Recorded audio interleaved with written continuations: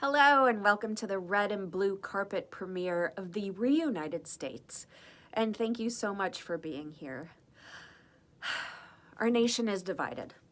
We are split not just within our government, but within our communities and our families. We're surrounded by conflict on the macro and the micro levels, and it is soul-crushing. We can't continue down this path. But how do we get to unity?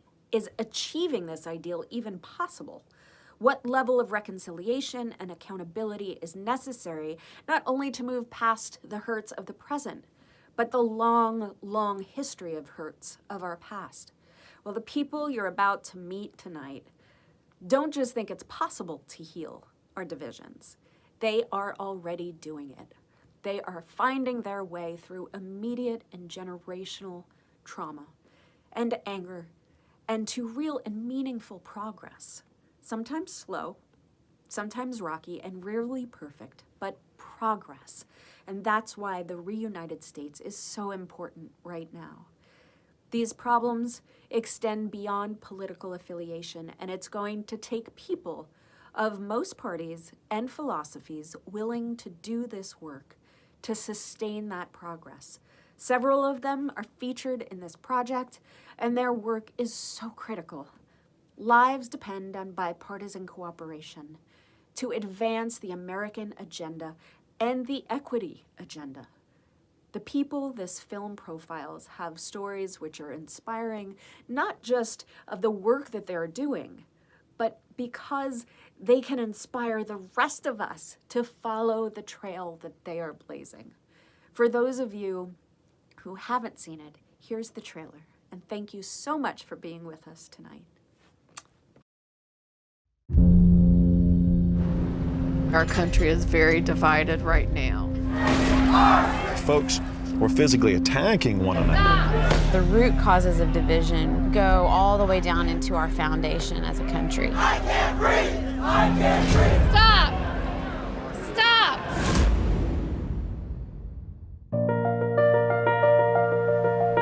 If we're going to live in a democracy, all of us have to learn to be mediators and bridge builders. My daughter would tell you, let's get on to the issues that she died for. The divisions are happening in our neighborhoods, they're happening in our schools, and they're happening in our families. We decided to travel to all 50 states to get an understanding of what was causing these divisions. Issues we'll inherit are not so much dividing between the left versus right, but really the future versus the past. We decided to create the first ever caucus for young members of Congress. I want to create a third force in our politics that's able to get us beyond this partisan warfare. Meeting people across the country who have a passion to see our divisions healed, that gives me hope. To have someone look at me as if we don't deserve to be respected, we don't deserve to be treated fairly, it does something to you. We get uranium, we get murder, we get alcohol. Nobody's doing nothing about it. I wish there was something I could do to help her. I don't want other mothers to go through this. This country needs bridge builders. Don't be afraid to reach out to someone who might not believe exactly like you believe.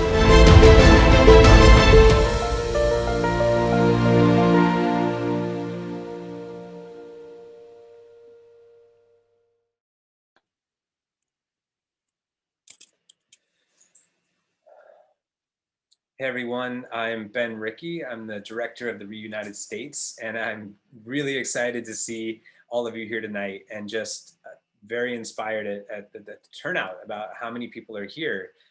You know, there's this narrative out there about how divided we are, and it's true. A lot of us have lost friendships and family relationships over political disagreements. But there's another narrative out there, and I've seen it in filming this documentary and traveling all across this country for the past 2.5 years, that the narrative that there's hope for us, that there are people that are bridging our divides, that are literally holding this country together through this very difficult time. and they're in every town and every city and every state across this great nation. And we wanted to highlight those stories because we need a little hope in our lives right now to understand that there is a movement happening. There are people doing this. And you know what? Maybe they're providing solutions for the rest of us to do the same. So tonight you're going to meet a lot of them. This is really a celebration of people in towns and cities across this country that are doing this work. Thanks so much to Alyssa for kicking us off tonight. And we're excited to have Van Jones and Megan McCain with us later in the evening. So please stick around. You'll notice that there's a chat function on the side here. Put your comments in there, any questions that you have. Our team is going to be monitoring that and answering any questions. And there'll be a lot of information coming through that about solutions and things to follow up on if you're so inspired.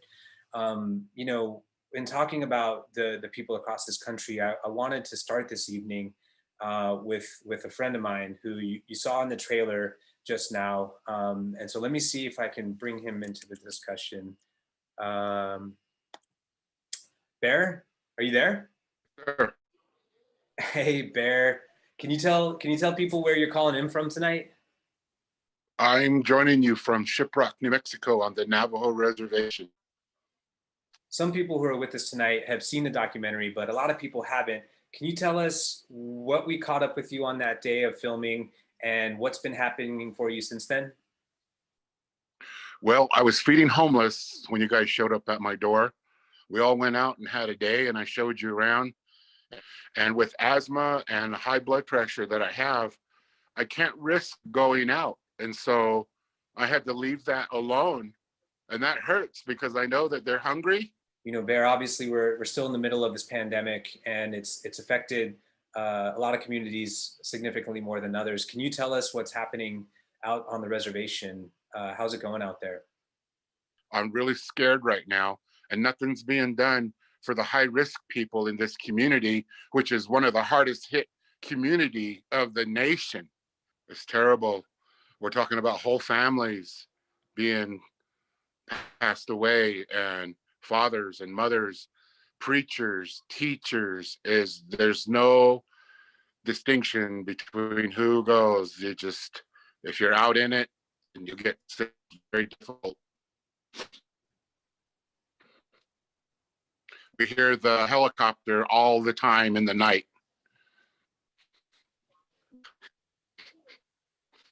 Bear, what's going on? Are you all right? Just pain. People that are gone. My coach, our neighbors, the pastors and their kids. It's gone. I'm so sorry, Bear.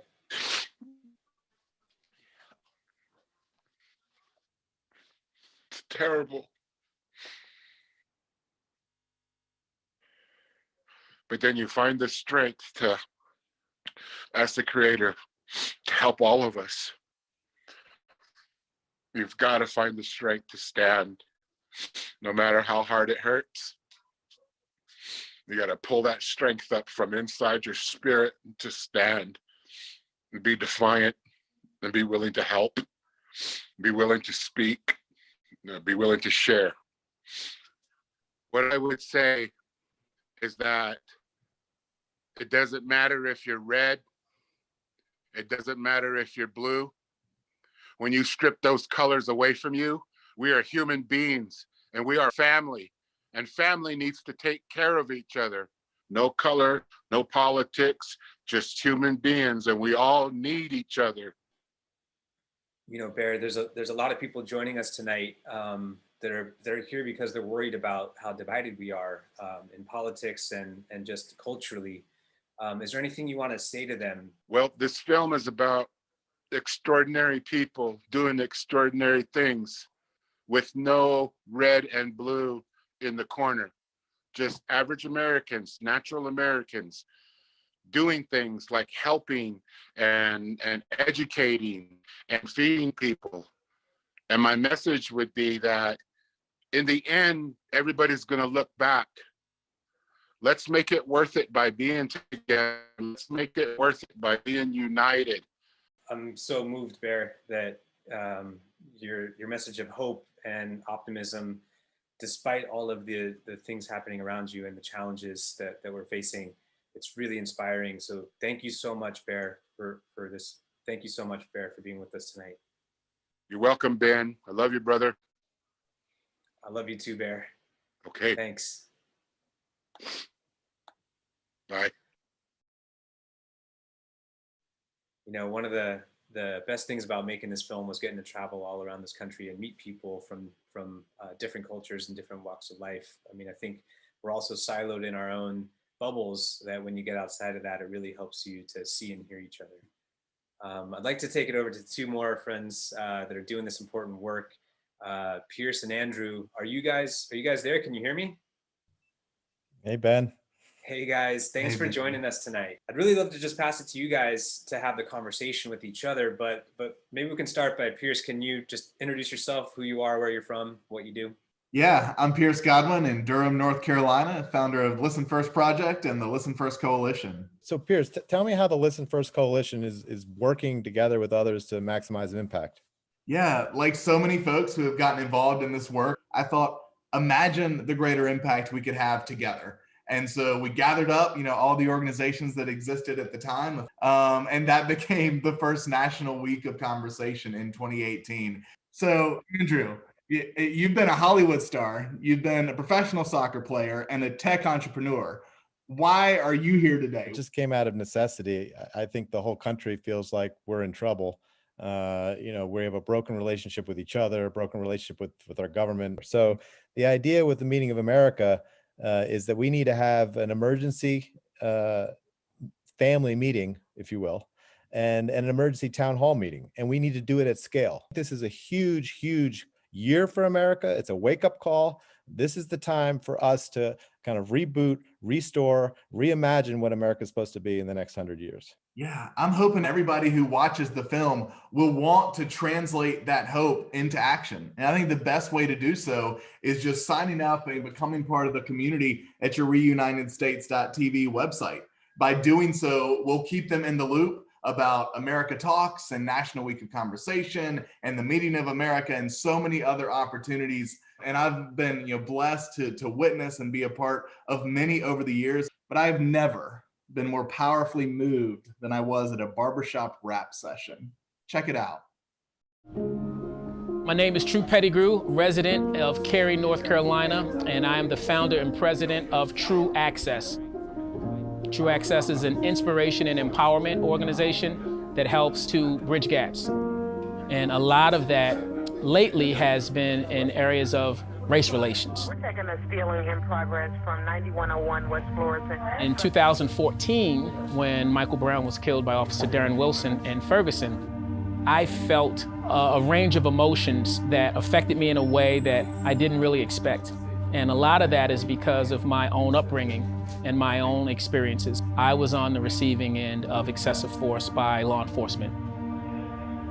And the difference now, though, is I have a son. I felt compelled to do something to protect my son from this same type of actions or incidents.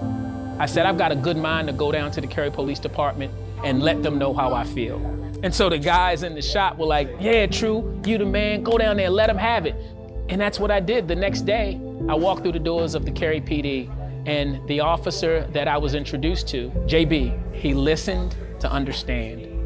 Not just to reply, not to be defensive. He wanted to understand where I was coming from, my heart, my pain.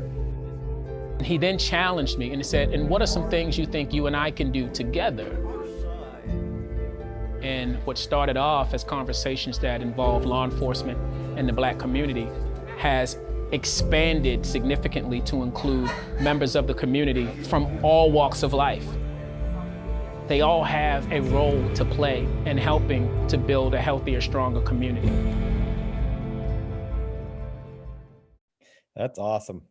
It just shows you how life happens and it can move you. And then all of a sudden you start moving other people because life moved you. We're so honored to have True and JB with us to talk about that experience, to talk about what they've built together. Guys, thank you so much for being here and being such inspiring examples on this mission to heal America. Hey, JB and True, JB, I think you got your sideways there. So you want me upright? Okay, this is going to be interesting. There we go. You don't understand the delicate balance it took to get to where we are right now. So I've got things stacked on top of things. It's kind of. I hope a kid doesn't come in from your right over here or left, whichever side. So we just saw that clip, and it would be awesome just to hear a little back and forth from the two of you. And True, when you walked into that police station and were prepared for what you thought the reaction was going to be, were you surprised at the reaction you actually got from JB? I was surprised as to how it turned out. I was nervous, right? And there was a lot of anxiety walking through those doors, because the way that I felt about law enforcement at the time is I wanted to avoid them because of some of the experiences that I had. And it's weird to say what I'm about to say because I still went through those doors anyway. But I felt like I was going to be dismissed. I felt like whoever I met with was going to be very defensive and dismissive. And I was pleasantly surprised at how receptive, empathetic, and understanding JB was, quite in all seriousness. So JB, when he came in there, what kicked in for you immediately? What was the first emotion, and how is it connected to your own life experience and how you reacted? I wish I had like a fantastic movie answer for you, but the reality is professional police departments serve citizens, and True was worried as a citizen about what was happening in our country. And I think when you boil it down to that, I try to make things as simple as possible in an unsimple world sometimes. That's what he needed. He needed reassurance that we were going to serve him and Meek and Austin. And I think that's what he left that day. He told me later, he said, I expected you to be dismissive and just sort of entertain me and rush me out. And that's how low the bar was for True. And all I had to do was not be dismissive, right? And so to not do that sort of shocked his system. Yeah. For a country that's very suspicious of everybody right now, how do you think that moment can teach all of us? So the other piece to this is when he left, he invited me for lunch at his house. And you don't get the full version of me, but I've never passed up a meal. Not to mention in the South, that's kind of what we do. Like we break bread and we have conversations. And so anybody who will walk in and meet a stranger and then invite him for dinner, that means a lot just based on its face. And so the first interaction we had outside the police department was at his house. And so that was, he fed me, Meek made an amazing meal. And that's that piece that I think often gets missed in our story is he opened up the doors to his own home to a stranger. And that sort of speaks to the character of the person. And I think that's what we try to shoot for is if we can have these conversations, be it the barbershop or the police department or somebody's house, you're going to find the humanity in that person that you can connect with and then take it, where we are today. So True, I'll throw this softball to you. This is an easy one. If you think about all the people who are watching this film, and we know we're in desperate need of people taking a risk and having the courage to literally go outside their comfort zone, what would be your charge to people based on this experience and why it's just so crucial for people to take that risk? Well, because that's where growth occurs, right? To answer that question quite simply, I think getting comfortable with being uncomfortable is where and how we grow. As we've all heard it, right? Nothing great happens or occurs in the comfort zone. And I think we're uncomfortable talking about issues of race. And if we don't embrace that comfort and face those fears, we will never make any progress. If we don't take the time, I hear people say, well, we can't just talk about it. And JB and I have this conversation all the time. Now, I agree, it needs to lead to some action steps, but that doesn't even occur until we're willing to sit down and have a conversation. Yes, it's going to be uncomfortable, but the temporary sting of discomfort that you feel by having that initial conversation pales in comparison to the consequences that we're all experiencing now from not having that conversation. Yeah. Yeah, man. God bless y'all. Thank you so much for your courage, your service, and your example that I know is going to inspire many more Americans to build bridges across divides. It's an honor to know you. Thank you, Pierce. And thank you for the work that you do as well. Thank you. Yes, sir. Awesome lineup coming up with several more inspiring stories of how we can heal America.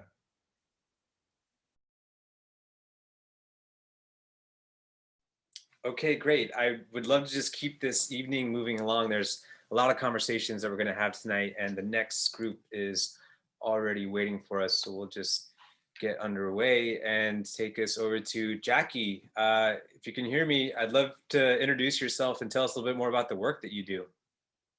Sure, Ben. Thanks so much. And thanks for having me. I'm Jackie Salet. I'm president of independentvoting.org, coming to you from Lower Manhattan. New York City. I miss it, my alma mater, a city that's been through a lot in the past year.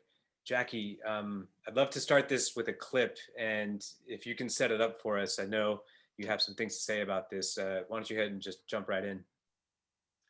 In this film, we get to meet some wonderful people who've stepped out of the box and put themselves on the line to change the way that we see each other as Americans and the way we do politics. And one of them is a very special person who I've known over the years, who I have deep respect for. He ran as an independent candidate for governor of Kansas, Greg Orman. Let's take a look. There's no question there are obstacles that independents face.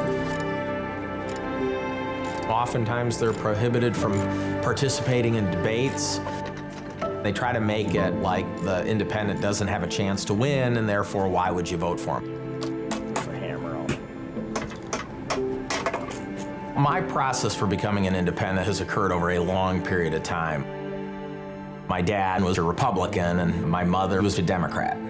Becoming an independent may have been a way to bridge the divide between my mother and my father. Greg always uses the analogy of a couple going through a bitter divorce. We've gotten to a point where we do hate each other so much. And maybe we need a mediator, and maybe that's what independent politicians could be. This is my daughter, Imogen. The country that we're creating is the country I'm leaving to my two little girls. And that's one of the reasons I continue to work so hard to break the stranglehold, because it's put us in a very, very bad spot. We're going to continue to make progress, but it's going to take a long time. Okay, I think you're good. So I'm so excited to have two amazing people who are just wonderfully important leaders and creators of the independent movement in our country. So let me ask them each to say hello and introduce themselves to you. Hi, I'm Dr. Jesse Fields. Great to be here. I'm a primary care physician in the Harlem community, and I'm in New York City. My name is Nick Troiano. I'm the executive director of Unite America, based in Denver, Colorado. Jesse, you work as a physician in Harlem, and you've been on the front lines of the pandemic. Could you tell us a little bit about what you're seeing as we now enter into the second year of COVID? Well, I have been seeing many patients who have been affected by the pandemic, who have COVID-19. Our practice was impacted in terms of doctors being out sick or being deployed to the hospital because of the overwhelming numbers of patients who the hospital was seeing and patients needing to go there. One of the experiences I had was talking to family members about their ill relatives, and they're not being able to see them because of the pandemic and the precautions of not spreading the infection. So this is something that my practice and my experience is very much, I think, an example of the disproportionate, devastating impact of the pandemic on communities of color and poor communities. wanted to follow up on that if I could, just a little bit. And I wonder if you could talk a little bit about how you came to believe that an independent political movement is important both to deal with the healthcare crisis in our country, the concerns of the African American community, and really for all Americans. How did you come to feel that way? Well, I came to that conclusion in that through an experience, my own experience of growing up poor in the Black community and the old South Philadelphia Black community. We lived in the rooms above my grandmother's restaurant. My mother was a teenage unwed mother, and I had the experience. I had meningitis when I was 7. And my family took me to the hospital, and they were told that I just had a cold and to take me home and give me aspirin.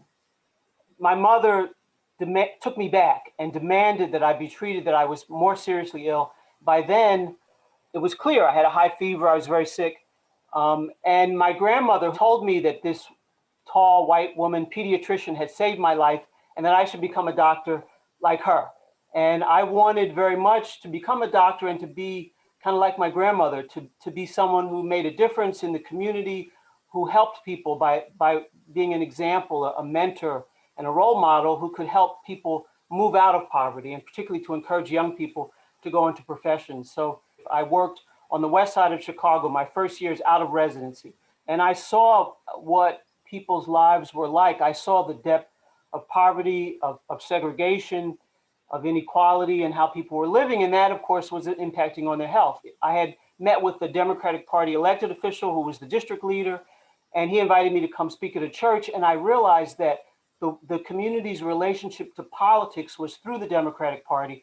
It was really one of getting crumbs. And so I realized that transformation was necessary, not just being a constituency of one political party, but real transformation for the community. And so that's how I got involved in independent politics.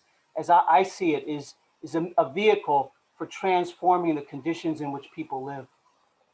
I want to ask both of you a question about the dynamics of running for office as an independent. If you run for office as an independent, one of the first things that happens is that somebody says, you're going to be a spoiler. Just share some thoughts on that, would you both? Nick, I'm going to start with you. Sure. I ran for Congress as an independent in 2014, in part because I was dismayed that both parties couldn't agree on anything, and all the problems that Dr. Fields mentioned were going unsolved. And what I learned was that they actually do agree on one thing, which is to make it very difficult, if not impossible, for any new competition to enter the system. So that's the challenge. But a big challenge, maybe the biggest to get over, is this spoiler idea that you mentioned, the perverse working of our system that voters think, if I support the candidate I like the most, I might have the impact of electing the person I like the least. And so that's why after my campaign, my focus shifted to changing these electoral rules. If we had something like an instant runoff and ranked choice voting system, voters wouldn't need to worry about spoiling the election, and it would help level the playing field for independent candidates. Yeah. Well, I think that's so well put. And for sure, the fact that, we're now looking at a situation where 41% of the country consider themselves independents, and in many states they're locked out of that decision-making round of voting. Jesse, let me turn to you and ask you about this. Do you think that the two parties have basically let the American people down? Is that where things have come to at this point? I think they have, and the fact that over 40% of people self-identify as independents is a sign that people want to move away from these parties, that people realize that they have failed. And I think this is relevant not only to people of color, but to poor and working white communities who have not, I think, had the benefit of real genuine leadership, what it means to actually bring people together and to really allow for public policies that allow people to grow and develop and have just a basic economic foundation. All right, well, we're going to come back and thread the needle to there, but I want to turn to Nick Maybe you could say something to us about the election, the post-election period, the events at the Capitol, all of that. Sure. If we go back a month, what we saw was unprecedented since 1812 and our Capitol being breached by a violent mob. I think that hit home for a lot of Americans, and particularly for elected leaders. What precipitated that was a president and his allies saying, you better pressure the folks in Congress to fight for you. Otherwise, we will, quote, primary the hell out of them. And it showed that the vote to overturn the election was perhaps a principled vote for some, but for most, it came out of fear of being primaried in the next election. And I think that connection has become much more acute for people, to connect the dots between the incentives these folks face, who we elect, and then their behavior. And if we actually want to change their behavior, we actually have to change what they're incented to do.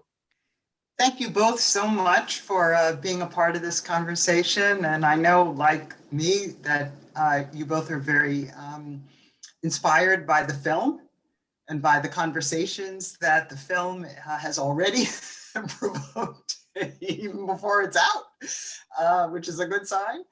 And so take good care of yourselves and be safe and be well. And I'm sure we will meet again in person, hopefully in the not too distant future, and keep doing all the wonderful work that you both are doing. Thank you so much for being here. Yeah, thank you.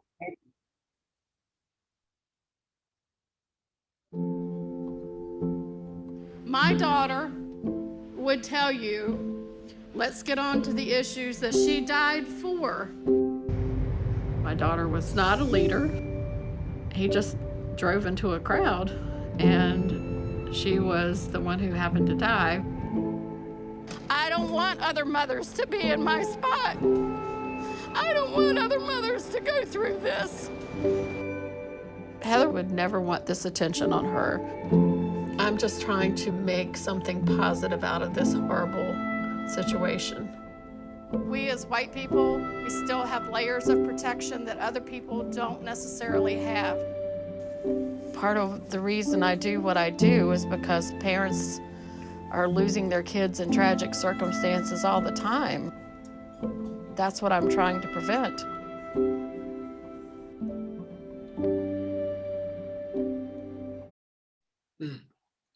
That was powerful. Susan Bro's story, of course, people are familiar with her daughter, Heather Heyer, and we all remember when she was lost in Charlottesville, but it's remarkable to see how her mother found purpose following that tragedy. Yeah, that was one of the most moving clips from the whole film. I'm Kieran O'Connor, a proud progressive and a former staffer for Barack Obama and Hillary Clinton. I'm John Wood Jr., conservative, former vice chairman of the Republican Party of Los Angeles, and a former Republican nominee for Congress. And together, we lead the work of Braver Angels, the nation's largest organization dedicated to depolarizing the country and bringing liberals and conservatives together at the grassroots level. Our work is about restoring the spirit of American democracy, about restoring our ability to create a culture of community together that is anchored in the idea that through goodwill, we can rebuild trust, and through the rebuilding of trust between Americans, we can rebuild the stability and the functionality of our politics. And we offer concrete ways for Americans to expose themselves to those with whom they disagree, to clarify disagreements, reduce the stereotype thinking that we all do, and ultimately build the trust that's needed to explore and achieve common ground in good faith. John, why don't we go ahead and welcome two of our original Braver Angels, Greg Smith and Kuyar Mustafshi. Bringing in the OGs. What's up, Kuyar? Hey, how you doing, Kieran? Good, man. Hey, how you buddy. doing? I think I'm here. There you are. How's that? There he is. What do I look like? Hey, You're looking man of good. the hour. Yeah. So, glasses on or glasses off? Greg, Well, you look like you've lost about 100 pounds. You do, man. I have lost over 111. Oh, wow. Amazing. Oh, wow. It's great to have you guys with us. And maybe could you talk a little bit about how you first met and what was that like? I'll yield to Kuyar. All right. Yeah. I met Greg back in April of 2017 through one of the very first workshops conducted by then Better Angels, now Braver Angels. And the workshop was about having a weekend retreat where between 7 or 8 Trump supporters, people that voted for President Trump, would meet with people that voted for Hillary and see if they can just, have a conversation and learn about each other's motive and learn as to why each side voted the way they did. And, as a someone who has associated myself with the Democratic Party for such a long time, I was curious and I accepted the invitation for that workshop because I didn't have many Republican friends. I did not have a very deep and meaningful conversation with people of the other side. So I was curious to learn about why people voted for Trump. And at the workshop, Greg and I did some of the exercises together, and we were sitting next to each other and we started the conversation, and that's when the friendship started. Greg, what was that experience like from your end? From my end, I went, I noticed it on Facebook. Somebody pointed it out to me and said, you ought to go do this. And I had the attitude I was going to go there and help. I was going to help some Democrats figure things out. And when I got there, it didn't take long that I learned that this is not about getting anybody's mind changed, but maybe to let their hearts change and to be able to talk civil to people. And I've got a lot of Democrat friends from previous years and that, but I met Kuyar there and I had some great questions for him. I had some real important questions because the ISIS thing was really big at the time. And now, was religion a barrier between you guys? I mean, because he's Muslim and I'm Christian, but I didn't see it as a barrier, but I'd seen it something that that I've learned since then. And in my Christianity, one of the things I try to overcome daily is fear. And you do that with faith. So faith over fear has played a major role in my life since I gave my life to the Lord. So I don't really have a fear of it, especially just to sit down and talk with a man. He's an American and he's here. And I just knew I had a lot of questions for him. And when he told me that his religion had been hijacked, I related to that. And I'm like, well, mine is trying to be hijacked as well. So I felt. So I think it just made things. And then we started talking about food and it was on.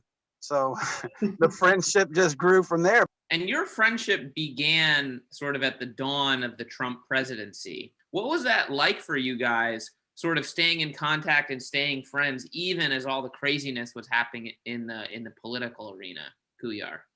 To me, having that friendship was very helpful because there were days that I was very disappointed, very devastated, frankly, by the news coming from, the administration, all their policies, everything that, was at odds with the picture of America that I wanted to be painted. Having the friendship with Greg would kind of ground me, would help me kind of cool down and look at it from the perspective that, well, okay, my great friend, Greg, loves Trump. He is happy with the state of things. And I trust Greg. I know him to be a man of faith. I know him to be a man that cares deeply about his community, his country, his family.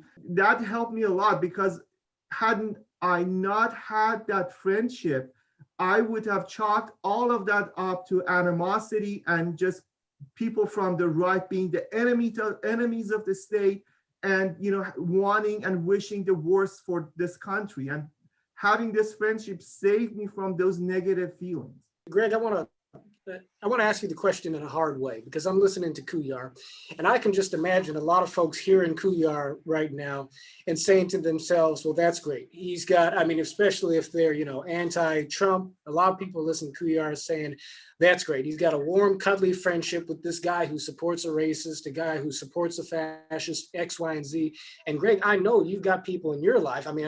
I feel like this has got to be true, who are probably looking at you and maybe even saying to you, hey, you're playing footsies with folks who, are liberals, progressives. What do you say to people who ask, why should you even be friends with somebody if you don't agree on the direction of our nation? Well, first of all, it's really simple since I gave my life to the Lord, because the Bible says, what I follow, God's word, says to be kind, says love everyone. And I tell people at all the churches and everywhere, my friends, and you're right, I do have some friends that just don't understand why I'm even doing this. But I go back to the Bible frequently, and I go back to look just to say I did, and it hasn't changed. It doesn't say, there's no if, and, or but there. It says love everyone, period. And I have one more question. Obviously, we're now at a new administration, and I think that there's people who hope we're turning a corner, and lots of people are talking about unity.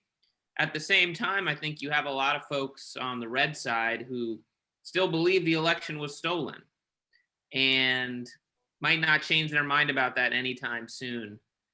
Greg, how do you think we can move forward given the divides that remain and given the fact that oftentimes people might not even be living in the same reality? I think what I have to say to my fellow Reds, my conservatives, my Christians, my Republicans, is we have an opportunity. We're not Trump and done, okay? The world didn't end. God still reigns. Everything's still going as, you know, as God would plan. He's in charge anyway. And I just pray. I pray for Biden, President Biden. I pray for him. I pray for his administration. My prayer is that they do the right thing. You know, do what's best for the country. You know, so I think for us, we just have to be a light, and we have to be set the example. Don't go out acting crazy and doing crazy things. You know, just. And Kuyar, what's your message as a blue who's representing a side who just won an election? My message is we need to reach out to the other side, and we need to listen. We need to listen to what the other side has to say, and just be patient and not jump into conclusions. Don't label people. Don't automatically assume that people on the right have the worst of intentions. We need to understand their worldview. We need to understand and learn where they're coming from. Our worldview don't form in just a few short period of time. It is formed in our entire lifetime. And by understanding each other and by understanding each other's worldview, we can really understand the concerns and the fear of the other side. And once we understand those, we can address it a lot better. Two sides cannot come to an agreement if they don't talk to each other. We need to talk to each other, and more importantly, we need to listen to our concerns and their concerns. Well, I just want to close it out by saying for everybody who's listening here that Greg, Kuyar, what you're seeing here is really an example of courage, because these two individuals, they do take a lot of criticism. They do take a lot of heat. They do take a lot of pain for being willing to stand up and say that they see the humanity in one another. And you don't have to agree with either of them, their politics, to recognize the character and the conviction that it takes to be able to stand up for goodness and for mutual human dignity in that way. And we need that in America. So Greg, Kuyar, thank you guys both for setting the example. And I hope that it's an example that everybody watching decides to follow as well. Thank you both. Thank you, John. It was our pleasure. Thank you. Thanks, guys. We'll talk to you soon. Thanks, Kieran. God bless you guys. Okay. Peace. All right, gentlemen. Bye-bye. I'm John Gable. I guess I should introduce the next part. So I'm John Gable. I'm with All Sides. I am one of the bridgers I think you're meeting today. I'm an old technologist, Republican, and I live in San Francisco now, which of course being a Republican makes me very popular here, originally from Kentucky, and do a great deal of work with Joan Blades. Joan. Yes, I'm from Berkeley, California. I'm a co-founder of Move On and a progressive all the way through, but John is my really good friend. And we love working together on shared projects, living room conversations, and All Sides. Yes, we do a great deal together. And we came from different places, not just politically and small Kentucky town versus Berkeley, but kind of how we approach the problem. So I'm an old technology guy. Some of y'all may remember Netscape Navigator. I became the team lead product manager that way back when. And about 24 years ago this month or last month, I gave a speech where I thought that the internet might train us to discriminate against each other in new ways. That the way the information flows, the way it teaches us to think in stereotypes, metaphorically, might actually cause problems. And oh my gosh, it got a lot worse than I had ever imagined. And so when I, about almost 9 years ago, decided to try to do something about it, my co-founder and I started building technology to help people see different perspectives, get information, kind of break through the one-sidedness and the made up stuff to actually see what was going on and to help people get free of those bubbles. And then I met Joan. And that was in Washington, D.C. at a group that was trying to bring bridgers all across the country together. Funny that we met there when we were actually in San Francisco and Berkeley physically. But we met, and what I've been doing is the grassroots side, because what I've seen is that people, when they have the intention to do good things, they do them. And so we've been doing these 6-person self-facilitated structured conversations for a number of years already at that time. And we don't even hear each other until we have a connection with each other. And that was how we connected, because John's got all this great information. I look at all sides and I go, whoa, that's why we're living in different narratives, as I see left, right, and center side by side about the very same thing. And it just seemed like we needed to work together. And we did. We started a schools program, which we called All Sides for Schools, but it's really a nonprofit run by All Sides and Joan at Living Room Conversations with Mediators Foundation. And all we did was provide this to schools, and teachers understood it immediately. So it's happening in schools, it's happening in faith communities and libraries, and individuals are just showing up because, there are people that have said, I don't want to talk to those people, but there's a whole other group of amazing people that are saying, wow, I think we really have to fix this. And so we are thrilled to be working with those people that are saying, we need to fix this. One of the fun things we got to do while we were traveling was meet some extraordinary people, different organizations and individuals all over the place. And one couple we met was David and Erin Leverton. I think people underestimate the incredible power of just really, truly listening to the other person and understanding it. And David shows that in a beautiful way. And his wife, Erin, they did some remarkable stuff. I went on this journey trying to figure out what's causing the problem, and I found out that I'm part of the problem.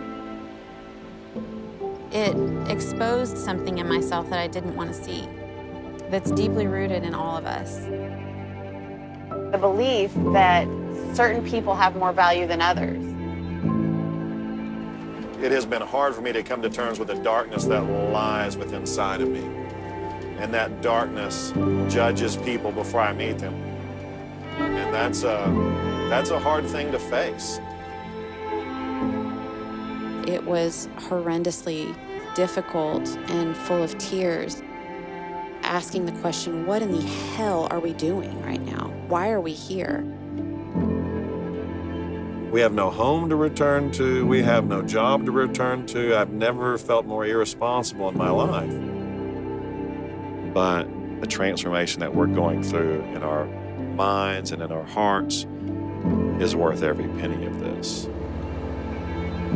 So we felt a responsibility to take these stories and to share them with people like me who don't know there's a problem. And that feels impossible. When I look at this nationally, it's hard to be optimistic.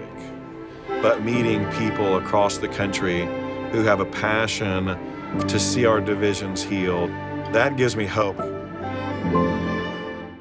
What a wonderful story about really deep listening, and even when it's hard. Yeah, that was extraordinary.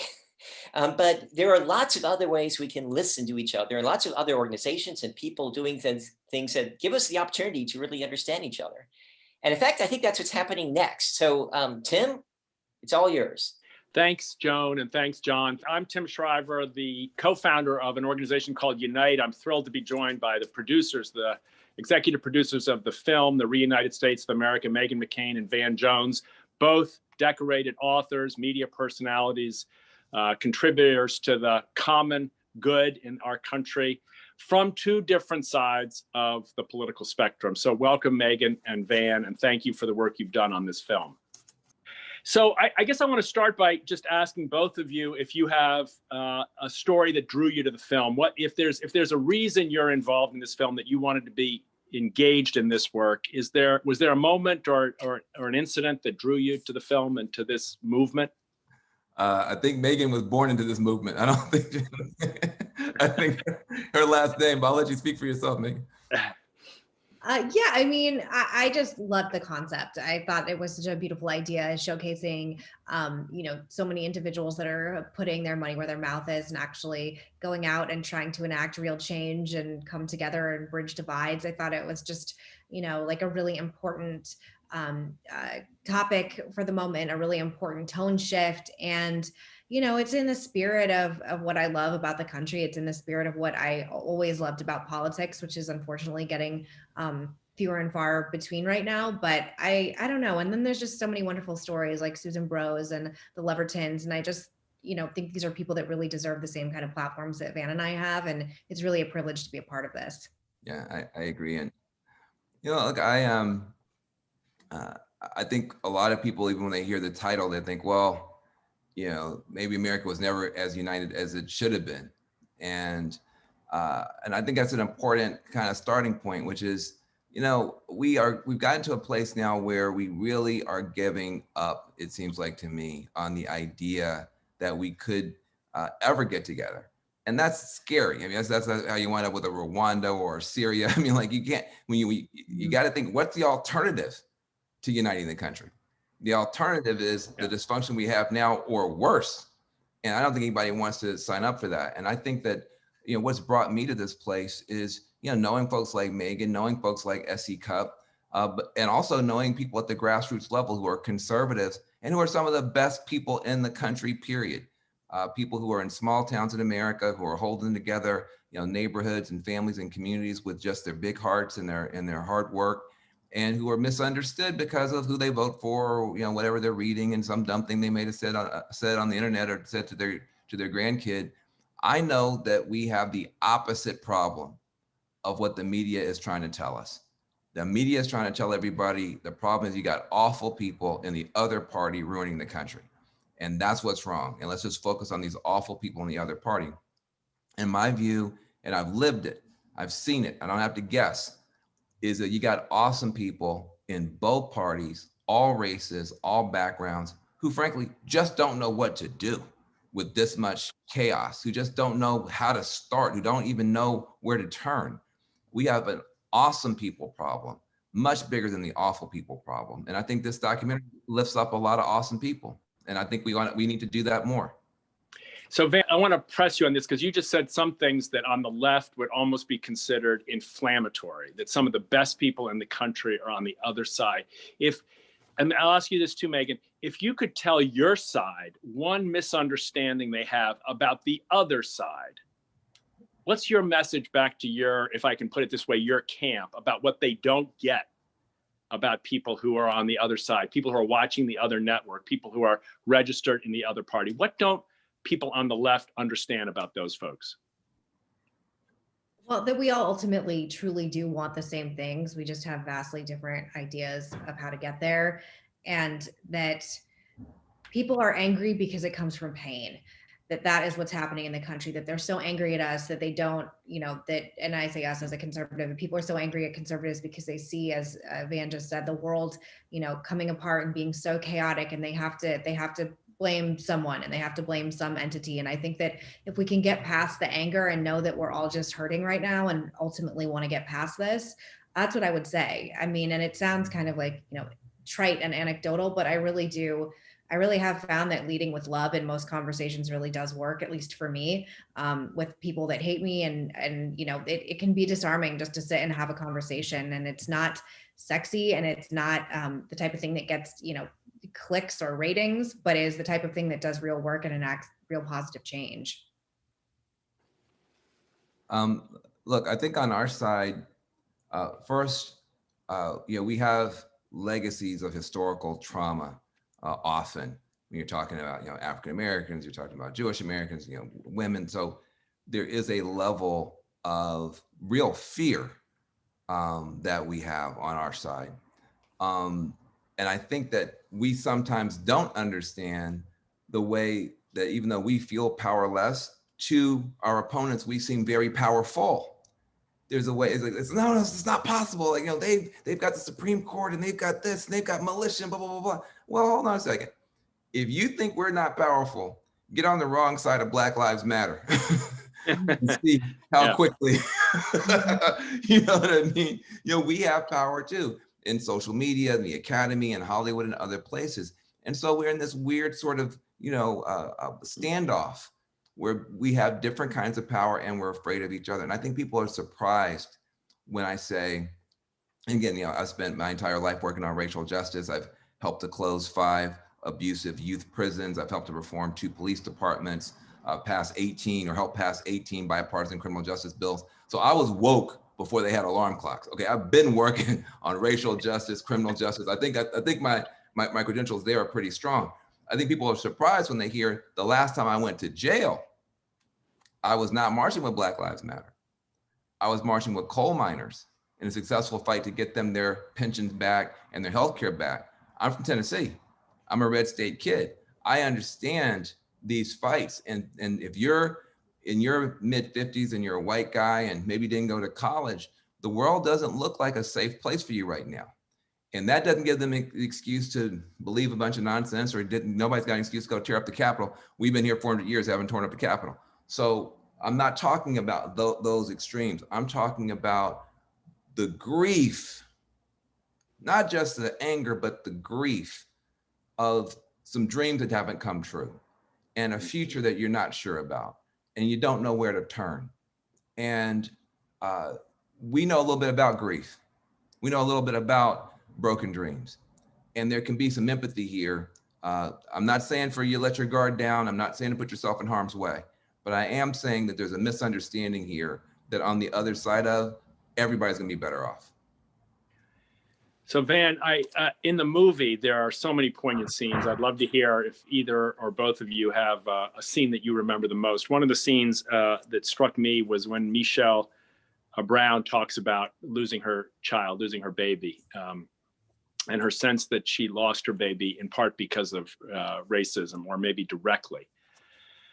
And you just kind of, at least in my case, you want to stop the film. There are points in which you want to just stop the film and reach out and reach across, and just, it's almost like the grief moments sometimes can feel overwhelming.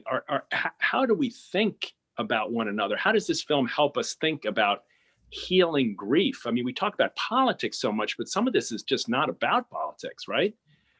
What do we do to heal the grief, Megan? I mean, how do we start? Well, for me, what I would say is that, even just acknowledging, to me, this is so far beyond a political crisis. It's so far beyond an economic crisis. It's so far beyond a public health crisis. This has become a spiritual crisis, a crisis of meaning and purpose and community. When Joe Biden says, I want to heal the soul of America, that word soul to me, coming out of the Black church, it means a lot. We need to cut each other some slack. I was talking to Megan earlier about Orson Welles and War of the Worlds, and how Orson Welles, generations ago, tricked everybody on radio into thinking that Martians were invading. And people really thought it was real. And there were riots, and some people actually killed themselves because the media that they were consuming had tricked them into seeing the world differently than it actually was. Nobody here would say, well, I hate the people who fell for that. you say, God, my God, I feel so sorry for those people. They took their own lives because they got distorted media. We are all in a little bit of a war of the world scenario, in that all of us, because of partisan media, social media, the algorithms, we're getting a slightly distorted view of what's happening. And then we're starting to react, and then we react to the reaction. So we're all now disoriented and upset and confused and concerned. And so the common ground is that sense of disorientation, that sense of anxiety and dread.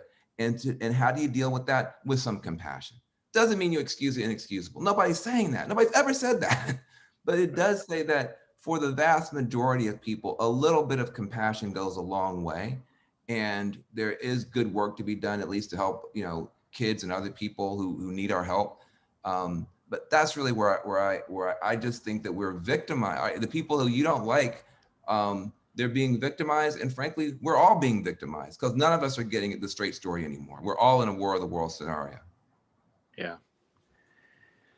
So Megan, maybe I just turn to you. I know we just don't have much more time, but in the movie, as you said at the beginning, we see average Americans confronting violence, confronting hatred, confronting ignorance, confronting racism, but they take steps, right? These are people who have stood in the face of violence and they're making a move. Was there a moment in the film where you thought to yourself, this really gives me hope in the future, that average Americans are taking these big risks on each other? I mean, Susan's entire story is a story of hope. I mean, you know, she lost her daughter in violence and political violence, and she's, you know, eternally optimistic. She is not blaming anyone. She is, you know, going into situations where she's saying, you know, this can't happen to anyone else, and she's doing grassroots work. I don't know what kind of attitude I would have if my child had died in such a tragic way. So I think the whole movie is obviously, you know, I found the whole thing incredibly inspirational. I also found some of the stories, like you mentioned, Michelle, I had just had a baby at that, you know, I have a 4-month-old, so I just had a child myself, and her story, I actually had a hard time watching it and getting through it, and I had to rewind it a few times. And I think that if you don't understand systemic racism, you need to hear her story. You need to understand that, you know, we can have conversations about, you know, what our country can do and where we need to go. But the fact is, when I went into the hospital having a child, there wasn't a situation that a nurse was going to let me have a child die in the waiting room. It just wasn't going to be an option for Meghan McCain. So I think that there's stories in there that are very easy to digest and very easy to understand, that don't automatically put people on the defense. And I thought the fact that she was capable of sharing that story on camera was incredibly brave and incredibly poignant. And for me, I think that one in particular is something that I think even the most jaded person who doesn't want to confront or talk about issues concerning, you know, racial inequality in the country, that's a very, very simple, straightforward, horrific, heartbreaking story that, you know, anyone can watch, and I don't see how you can't understand it. Yeah. So Van, your former boss was fond of saying, when you're in a hole, stop digging. That great quote that captures so much of, and to me, at least, this film is about, you know, we're in a crisis, but we can actually stop digging. Like we can take small steps. We can stop making it worse. You look ahead right now. This film was filmed, you know, finished almost a year ago. It's just as powerful today. In fact, things in some ways have gotten worse than when the film was first finished a few months ago. How do we stop digging right now? I mean, the media, people blame, look, you guys are in politics and the media. I grew up in the same businesses. If you ask people where the blame for the problem is, they say politics and the media. How do we own our responsibility and stop digging? Well, I mean, a part of it is, you know, supporting films like this, projects like this, trying to get attention for them. You know, a lot of documentaries get completed, that not that many get seen. And, you know, Meg and I are both using our platforms as best we can to get this documentary actually seen. It's really important to me. I think that the average person, honestly, I think I know this to be true. everybody can find something in common with everybody else. I've never met a single person I don't have at least one thing in common. If it's nothing else, we both listen to Michael Jackson growing up. Whatever it is, there's always something that you have. Don't dance. Don't dance now. Go ahead. Keep Exactly. going. I said listen. I didn't say dance. But you know, and what we have to begin to do is to develop the habit of starting where the common ground is, which is what you do in real life. In real life, you meet somebody, you quickly, that's why everybody talks about the weather, because at least that's something in common. For some reason, once you jump into media or social media, everybody goes to where we don't agree. And for me, I'm not, I'm not going for agree or disagree. I'm not going for right or wrong. I can put up with a whole lot of disagreement if I understand where you're coming from. If I know your story, if I understand that you came from a country where something bad happened and you just lost your kid or your whatever. If I understand where you're coming from, even if we disagree, I still have room for you in my circle of moral concern. And I'm going to behave slightly differently than if you're just a stranger to me in every way. And I don't know who the hell you are, where you're coming from, why you're acting that way, but I'm calling the cops or I'm getting my gun. That's what we've got to get away from, because if at a national level, everybody starts calling their cops and getting their guns, that's called Syria, that's called Rwanda. That doesn't work. And so I think a little bit of love goes a long way. And I don't, when Megan says, leading with love and that kind of stuff, people can roll their eyes. It works on you though. If somebody comes up to you and says, if somebody comes up to you and says, you're a terrible person, you're a stupid, ignorant bigot, you're a cult member and a fool and a dupe. Oh, and by the way, vote for me. You're not going to do that. If somebody comes up to you and says, hey, look, I think you're great. I know you're well-intentioned. I think you could be greater if you also took this into consideration. You'll listen to the same message because it's being put forward with respect and with love. So, and Meghan McCain and Van Jones, we're not kumbaya people. We're tough partisans. No. Where we think it's important to fight, but we don't want to fight on everything. You can fight on some things, but if you fight on everything, you don't have a country, and that's not where we want to go. The Reunited States of America is a chance to expand your circle of moral concern, Van, as you said, a chance, in my view at least, to learn how to lead with love, as Meghan McCain has just said. We come from different walks of life. We come from different backgrounds. I think that story's been told. But for Americans who are concerned and want to make a difference, this is a film in which the stories of average Americans will awaken your capacity, your hope, your strength to set out, maybe take the first step in the direction of healing the country and maybe even establishing the possibility of the United States of America. Thank you both for your work on this film, for your lifetime of work in defending and promoting the best of our country. Well, hey, thank you, brother. Same back to you, and thank you for your role in the film as well. We appreciate you. Thank you. Okay. Hey, it's me again. Sorry, I'll keep this brief. I'm just really inspired by that conversation that just happened. There's so much food for thought that we could unpack, but to keep us on schedule, there's one thing I did want to show you guys. It's the website that we built, because it's not a normal movie film website. Let me see if I can just share my screen here. It's really developed to give people tools of how to talk to people across the divide, friends and family. So, if you look here, it looks like you just got normal movie information, but as soon as you start scrolling down, you're already in this experience. And we made this website in partnership with the Braver Angels.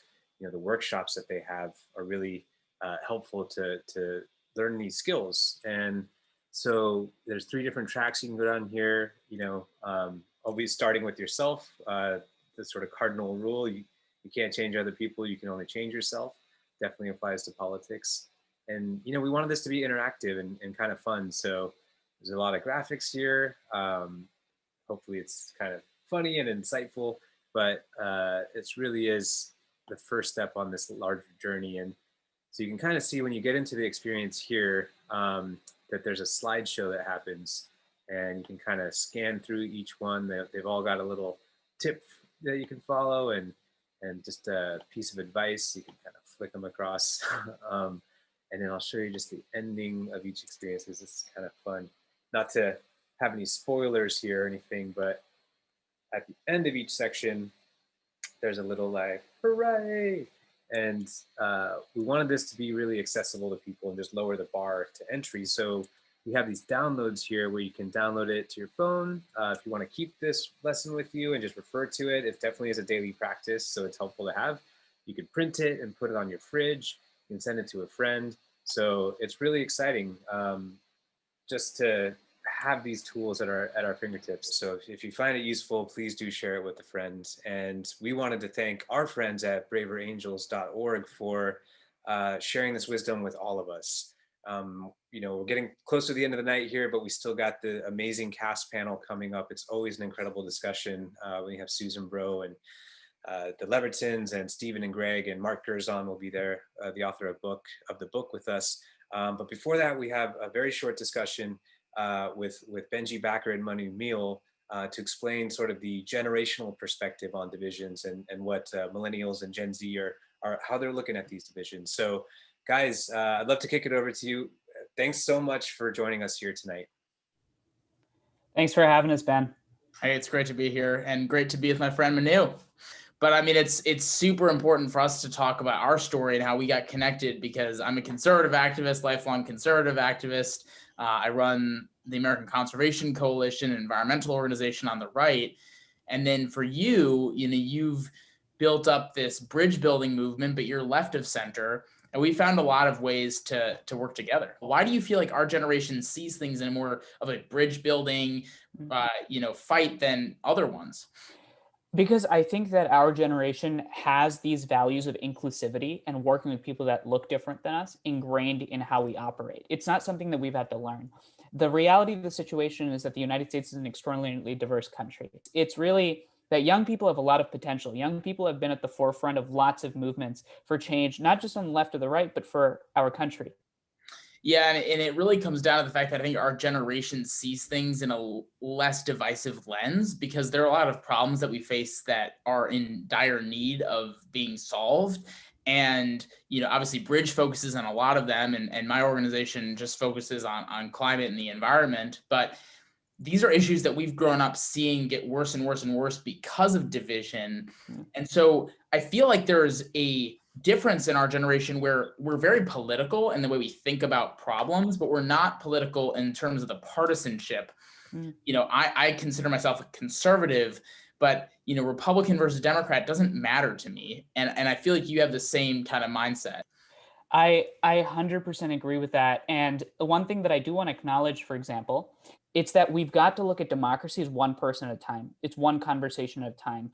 We have to live together. It's a fact. We're a family. And the only way that we can get over this is by recognizing that each of us has a role to play in how we approach the other person, but importantly, how we suspend our arguments and look at each other as people. And it actually doesn't mean that because you're a Republican or a Democrat, that you have a completely different world view or a completely different value set than the other side. And we've made it about politics instead of people. And yes, like I'm going to disagree with you on some issues, but we shouldn't hate each other for it, because we have a totally different, upbringing and totally different mindset of the world, but we also can find agreement on certain issues. And, Benji, I think that for us, and what Bridge USA is doing is it's trying to connect young people with each other.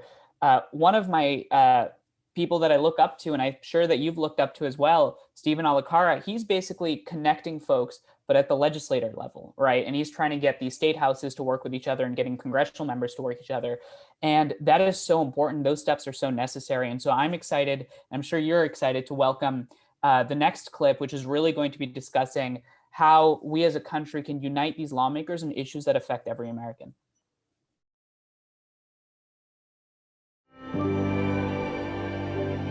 Issues we'll inherit, whether it's climate change or the national debt, are not so much dividing between the left versus right, but really the future versus the past. We decided to create the first ever caucus for young members of Congress.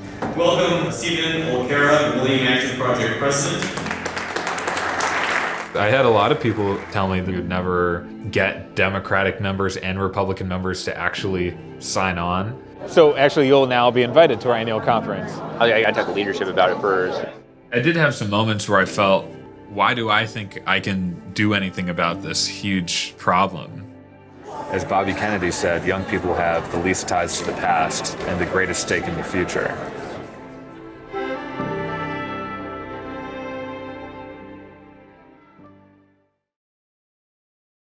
Thanks so much for joining us.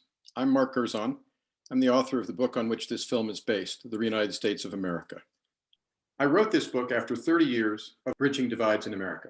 The publisher Barrett Kohler has made the ebook of The Reunited States of America available for free download for a short period of time on the Reunited States website.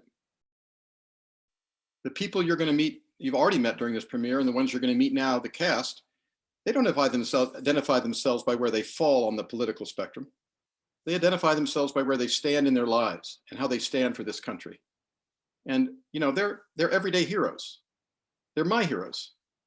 They're not superstars, they're not famous, but they're people who bring out the best in all of us and represent the best of our country. So I invite you not only to watch the film one day, but to join the movement to reunite America. I think that if it's ever going to happen in Washington, it's going to happen first in our hearts. And that's why we're here tonight, to meet the cast and let them open their hearts to you, and let's meet them now. Could you please join us, everybody? Be wonderful to see you all.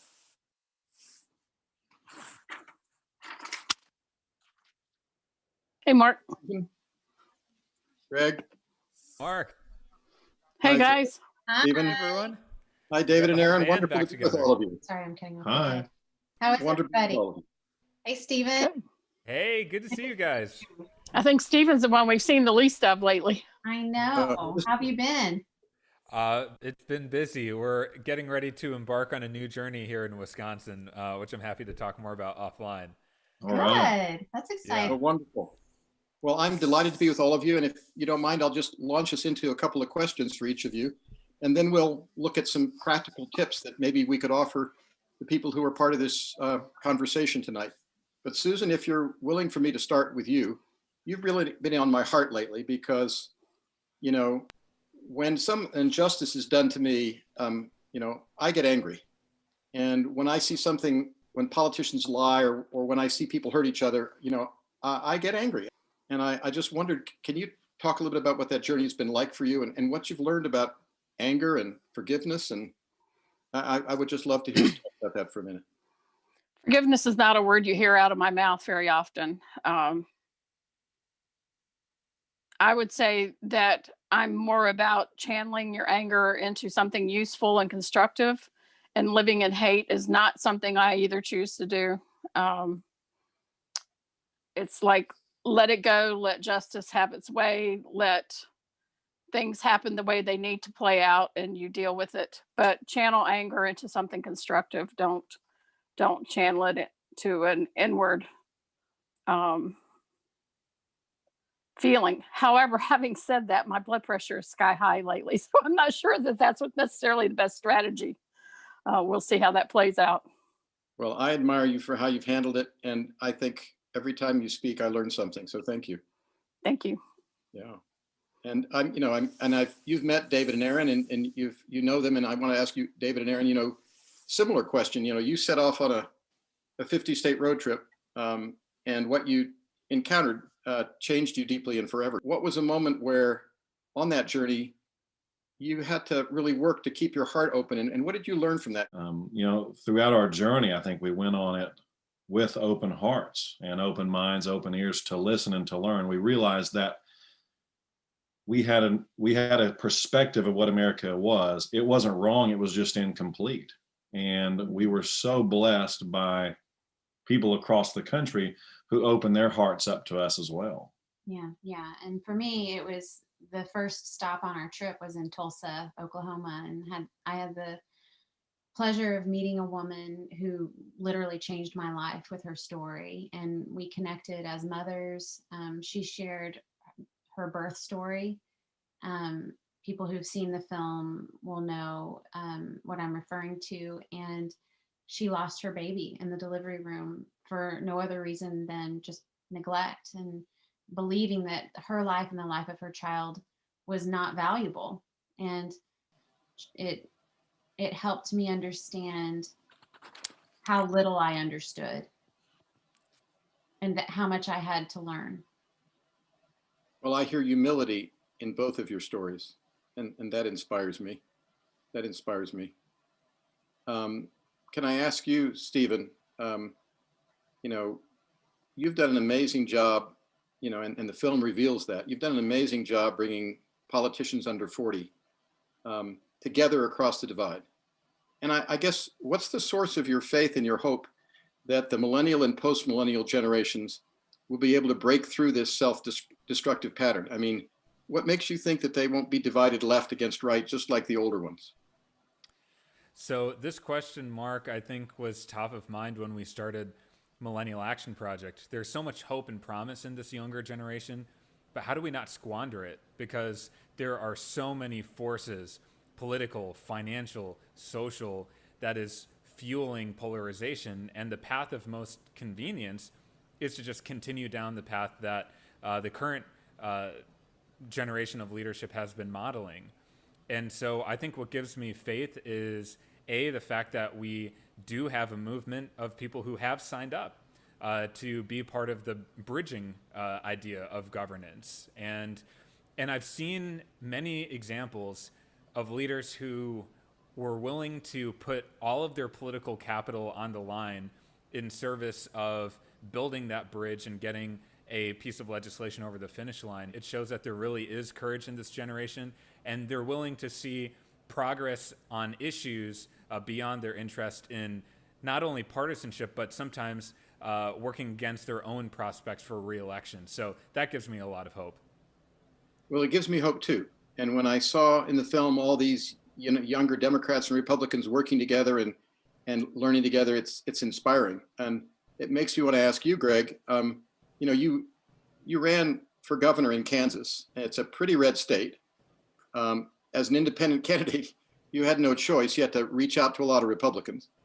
I'm curious, you know, what have you learned about campaigning in a way that connects everybody across the spectrum rather than divides? Most candidates, when they run, they leave their communities more divided than before. How can a candidate run? What's advice you have for a candidate about how do you run in a way that will reunite America? Well, you know, Stephen raises an interesting point just in terms of the millennial generation. And, you know, I certainly saw that in my campaigning as well, as younger people oftentimes tended to be more open-minded about the idea of an independent candidate. But with that said, I do believe the American people are not nearly as far apart politically as what our politicians and our leaders would both like us to believe and how they behave. And running as an independent really gives you a window into that, because not only do you have to campaign and talk to Republicans, but you have to campaign and talk to Democrats and independents. And when you get all those people in a room together, what you find is we genuinely have a whole lot more in common than we have that separates us. And that's what I'm really working to sort of tease out by creating a third force in our politics that allows people to vote for what they want and what they aspire for instead of voting against what they hate and what they fear.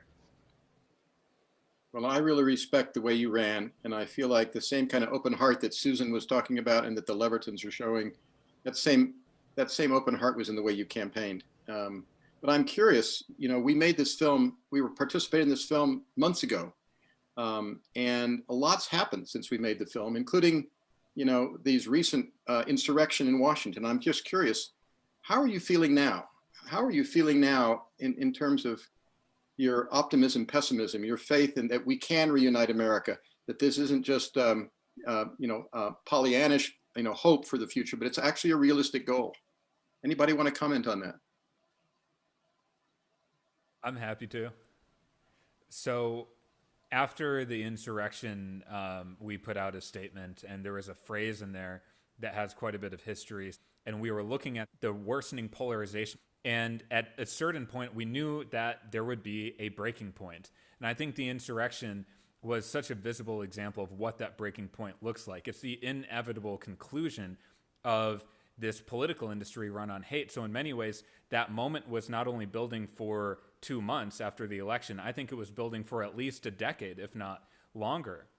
And so I think the way we need to turn this breaking point into a turning point for renewal is by seeing how we can reframe politics and create a new type of politics that brings out the best in people. And I think the new dividing line is not between Democrat, Republican, and independent.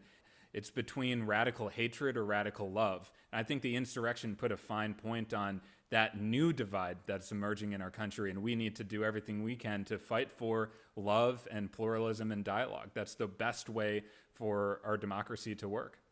Anyone else want to comment on this question of how you're feeling now, and whether you share Stephen's optimism? Where are you? How are you feeling? Well, I would actually echo one of the words that Stephen said, which was inevitable. And the Capitol insurrection, particularly given the circumstances at the time, was not only an act of political violence, but once again, something that was an inevitable result of a system that seems to thrive on dividing people. And I think, again, so I think it's inevitable. It just reinforces for me the need to create an alternative in our politics, the need to create a third force. In the movie, my wife referred to something that I use, an analogy or a metaphor that I use to describe the political environment as being like a married couple going through a bitter divorce. They don't talk to each other anymore. When they do, they mistrust each other's intentions. They don't have shared goals. And asking Democrats and Republicans to unite and solve our political problems is a little bit like putting that bitter divorcing couple in a room and asking them to solve it on their own. It's just not going to happen without the intervention of a third force where we can change the electoral incentives. We can de-emphasize the value of negative campaigning and ultimately force candidates to put forward a positive vision. And so I do believe that January 6th was inevitable. And because I believe it was inevitable, it ultimately doesn't change my perspective on what we need to do to ultimately move forward and eventually get to a point of reunification.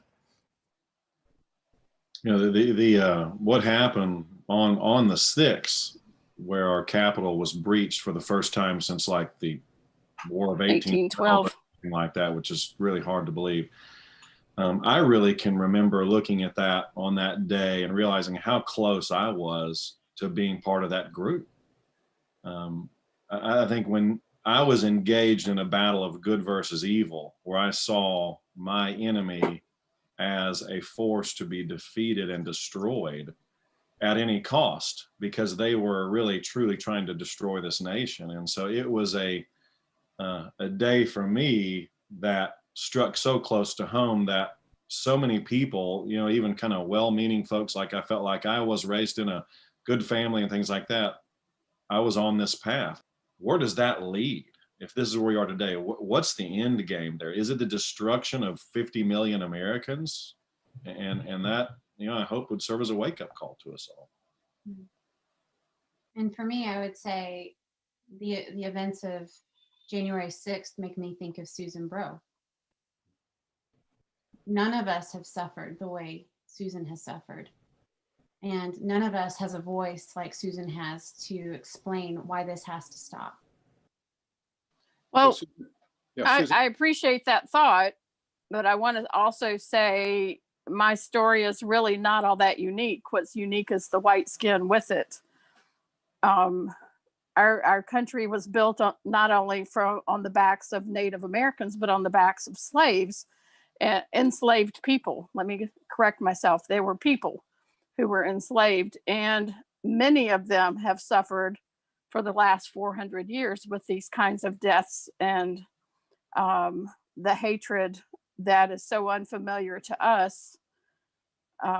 So in conjunction with what David and Aaron and all of you are saying, yes, we need to go back to our beginnings, admit our faults, say that we're trying to do better, and sincerely make effort to do better, to fix those problems in our foundation, because until we face dealing with those, until we admit truth and teach truth and speak truth, we really aren't going to get anywhere. Hey, Mark, I think you're on mute. This film is a wake-up call, and I wonder if any of you would like to end this panel with just a quick tip about what you think we could do, what ordinary folks like us can do. I've heard things about humility. I've heard things in this conversation about an open heart. I've heard things about a new generation. Anybody want to just do a short sort of like suggestion or two about what you've learned that you think would be practical for people who are part of this wonderful premiere for the Reunited States?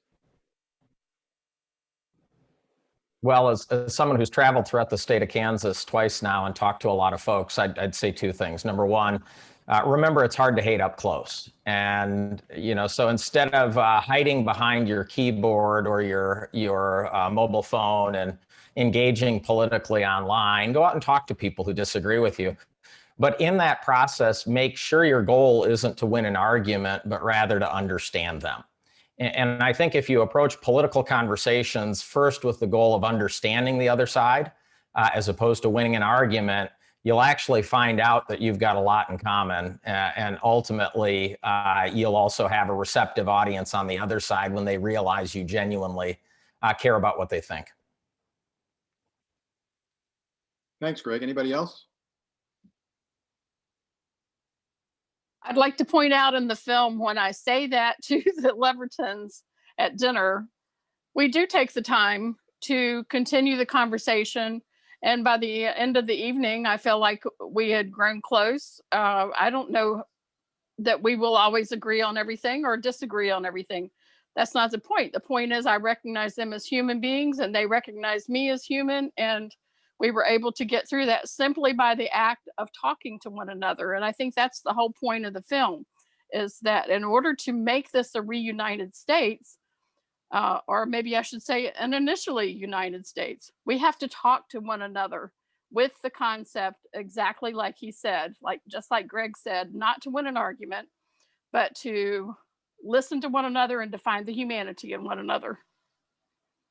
Yeah, I would just add to what Susan said. I mean, you said it beautifully, but our daughter Grace is the reason we went on this trip in the first place. And she was the one, when she was born with Down syndrome, shattered my understanding of what I thought a valuable life is, and helped me to see that there's gold hiding beneath the surface of every human being, and all you have to do is look for it. Beautiful. Well, I'll just share a reflection from a dialogue series we did across Wisconsin for 2 years called Red and Blue Dialogues. And one of the funniest things that someone said to me after one of the dialogues was a woman came up to me and she said, Stephen, I can't believe how much I was agreeing with the enemy. And she was both genuinely surprised and also maybe disappointed in herself how much she was agreeing with the enemy. But I think what that process revealed is three things for me. One is, and this relates to our earlier point about January 6th, the amount of media and social media manipulation that's happening on our minds right now to condition us to hate people and see our fellow human beings as the enemy is truly just beyond the pale, I think, right now. And so the moment that we have this reflective self-awareness to know that this is a conditioning from a lot of forces, and we can break out of that mindset, I think is the first step here. The second one is the theme that we've talked about around humility and openness and listening. I often talk about choosing empathy as a muscle that we have to build. And that's a choice and it's a practice that takes time. And I think across all of these dialogues that we did, the people who kept coming back were people who had exercised their empathy muscles, and that allowed them to enter into more divisive conversations in a constructive way. And then the third thing, to be very concrete about this, is we need to elect a different type of political leader. We need to elect leaders who believe in the art of bridge building, who can be role models of empathy and compassion, and who seek a new kind of politics that brings out the best in people. This whole business model that we've been talking about, that's a race to the bottom. That's a choice, but it doesn't have to be our future. We can break out of this. And I'm confident if we do the things that we've talked about here, choosing empathy, actually listening, breaking out of these mindsets, and electing a new type of leader, I think we'll be on a much better path. Thank you, Stephen, and thank all of you. Each of you bring out the best in me, and it gives me faith and hope just being with you tonight. the same way I think the film will bring it to the folks who watch it. So I just want to say thank you all for being here tonight. And I'm really grateful to all of you. And I think we'll adjourn, but Aaron, could I ask you to just stay with me for a moment? I'd like to show a brief clip of the film. Sure, Mark. Thanks, everybody. Good night, everybody. Thanks so much for joining us. Bye, guys. Bye.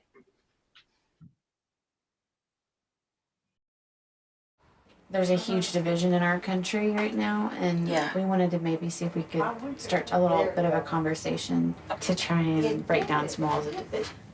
Generally speaking, I'd have to honestly say that I don't have a really great feeling towards white people. A lot of it is because of some of my experiences and some of what I've seen my parents experience. I went into labor with my first child when I was 7 months along, and my water broke while I was walking around the mall with my dad. He was buying baby clothes, and I went to the hospital. The nurse came in and I said, I think I'm having contractions. And she examined me very quickly and she said, oh, you're not ready to have this baby yet. You call me back in here when you're ready to have this baby. And they let me lay there for hours. By the time the doctor came, I was crowning. And my first baby died. And I know that they did not give me the care and the attention that I deserved. I lost my baby because they did not provide proper care for me. I'm so sorry. And it's so hard to know that I'm a good person, I'm a good mother, and to have someone look at me or to look at my children as if they're criminals, as if we don't deserve to be respected, we don't deserve to be treated fairly. It does something to you mentally and spiritually and emotionally. I've never forgotten losing my first child because I was a Black, unwed mother.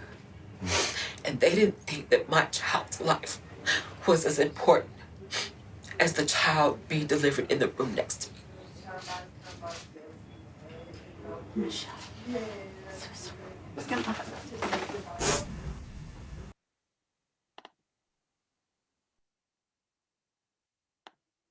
Thank you, Aaron, for that powerful moment, for the way Yeah. you listened to Michelle.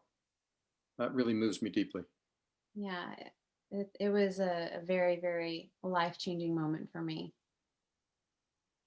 Well, why don't we invite Michelle Brown to join us? I'd love to have you guys meet again. And Michelle, if you would be kind enough to join us, that would be great.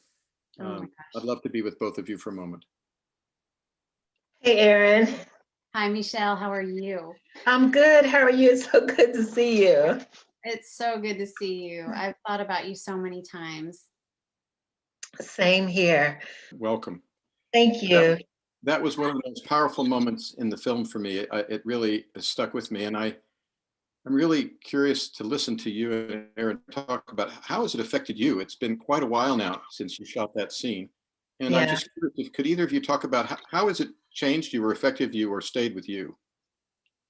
For me, it was, I think, one of the defining moments in my life. I think it changed me. It was a healing experience for me. And it brought so many emotions to the surface.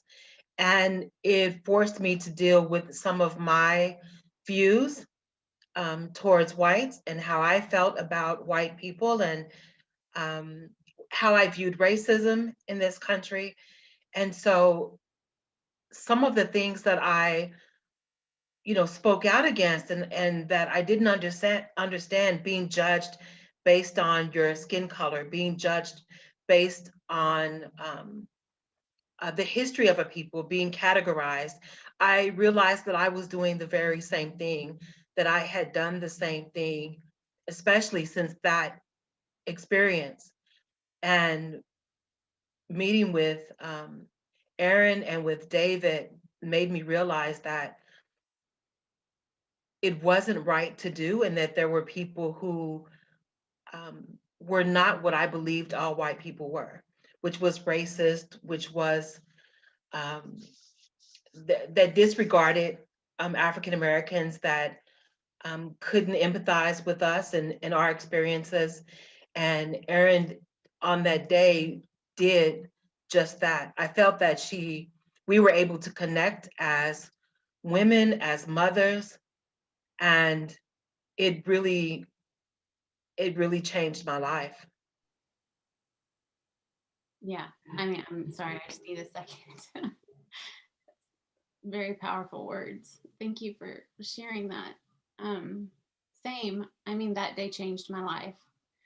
And you were brave enough and kind enough and patient enough with a very ignorant woman to give me this most precious thing, your story. And, you know, there's been so many moments that I've sat in with other people, and your story helped make sense of those moments. And I think I carry you everywhere I go. And I've had a question burning in my heart ever since that day that I want to ask you. Why did you tell me that story? What prompted you to suddenly like bare your heart to this stranger in your office? For the first time, I felt that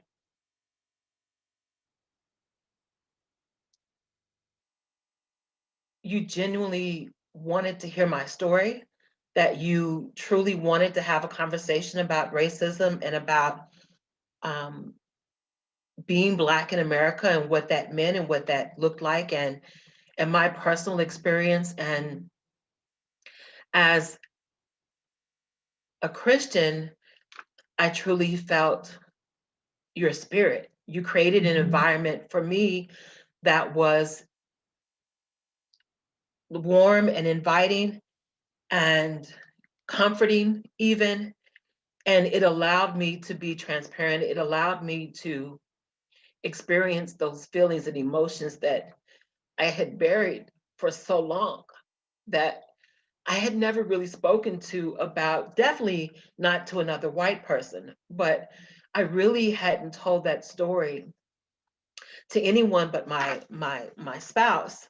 And so it was you being able to be really transparent and say, you know, I don't know, I'm here to have a conversation, and just creating this environment that allowed me to open up and to be transparent and to experience those feelings and emotions and to relive that experience with you. Yeah, it was so good. I was with you in that delivery room. And as you told that story, I saw the faces of each of my children in each of the delivery rooms where I first saw them. And I grieved for you because of what you had to go through for no reason. I mean, and I'll tell you that what you shared that day put me on a path that I couldn't have known to look for, because we had this very unique situation that we were in where we were embarking on this 50-state journey, and you were the first person we met of hundreds and hundreds of people that we sat with and talked with over the course of 14 months. And you gave me a mission in that meeting. It was almost like you commissioned me to go out and find out why this happened. Like, why was this the case for you? Because I did not understand. Like, I could not comprehend why or how the world that I thought was just could treat someone so unjustly. And it really framed my entire, really, I would say it framed my entire life moving forward, because I'm continuing that journey. I'll never stop. I mean, we stopped traveling. We don't live on an RV anymore. Thank God. but I'll never stop until that narrative ends and it's over, and we can look back on that and say it's in the past. I won't stop, because I love you, and you are my hero. And I'm so thankful for you. I love you and David as well. And it's changed the way that I talk about racism and inequalities in our community. Yeah. My experience with you has encouraged me to encourage others to have those one-on-one conversations.